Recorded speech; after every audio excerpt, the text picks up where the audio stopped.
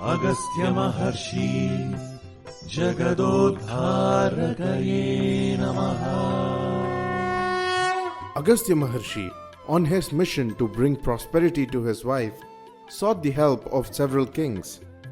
Finally, Agastya was led to King Ilvala and his brother Vatapi, two rulers who had the traits of demons. They were Kamarupas, that means shapeshifters. They could transform into any living creature at will. Unfortunately, instead of using their powers for good, Ilvala and Vatapi had turned to evil ways, misusing their abilities to kill Brahmanas in revenge for not receiving sacred knowledge from them.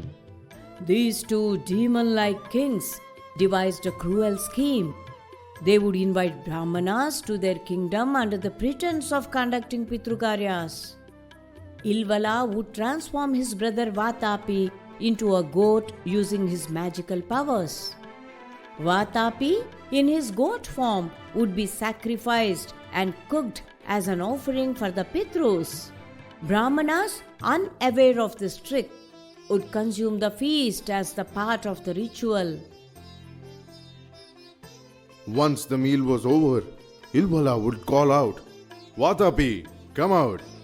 Vatapi, who had entered the stomachs of the Brahmanas, would regain life and tear open the stomachs, emerging back in his original form.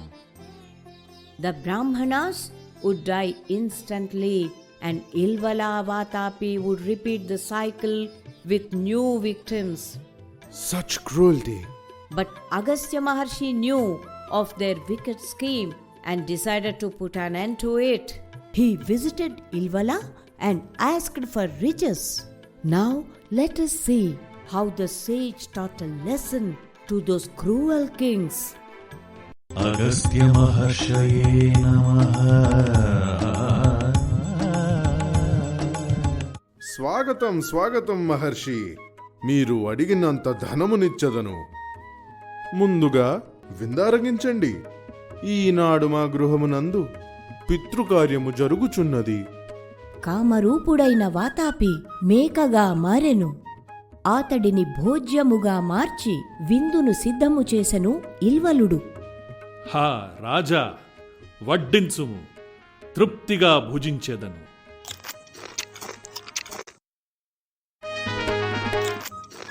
ఆహా, బహుబాగైన విందు వంటకము, కడుపు నిండా భక్షించి తిని.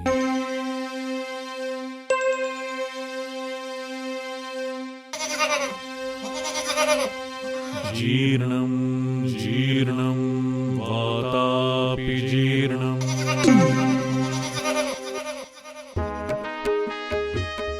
రాజా, ధనమునిచ్చెదవా?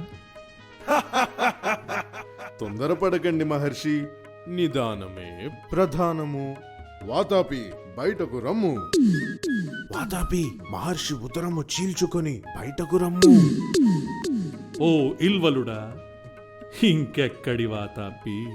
మహర్షి వాక్యము సత్యము కదా. ఇప్పుడే నా ఉదరములో జీర్ణమైపోయాడు. మహర్షి, నన్ను మన్నించండి. మీ శక్తిని తెలుసుకొనలేకపోయాను. మీరు అడిగిన ధనము, రథములు, బంగారము, పాడియావులు అన్నిటినీ ఇచ్చదను. నన్ను కనికరించండి.